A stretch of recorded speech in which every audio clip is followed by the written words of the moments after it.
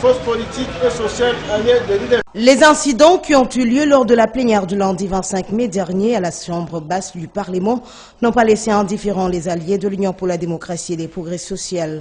Analysons la situation politique de l'heure pendant 4 jours en session extraordinaire.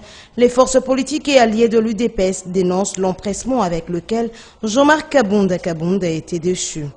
Elle parle du non-respect des procédures. Les forces politiques et sociales alliées de l'UDPS constatent avec regret les incidents qui ont lieu au sein de l'hémicycle de l'Assemblée nationale et dénoncent l'empressement avec lequel la déchéance du premier vice-président de l'Assemblée nationale s'est effectuée lors de la plénière du lundi 25 mai 2020.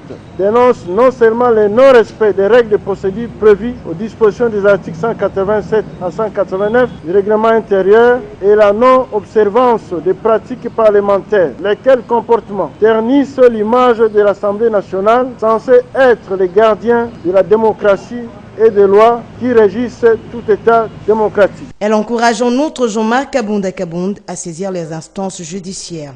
Les forces politiques et sociales alliées de l'UDPS encouragent le premier vice-président de l'Assemblée nationale à user de ses droits de recours en saisissant les organes judiciaires compétents pour s'assurer de la régularité de l'acte de sa déchéance. Les FPASU n'ont pas perdu à l'esprit la plainte pour usage de faux en signature.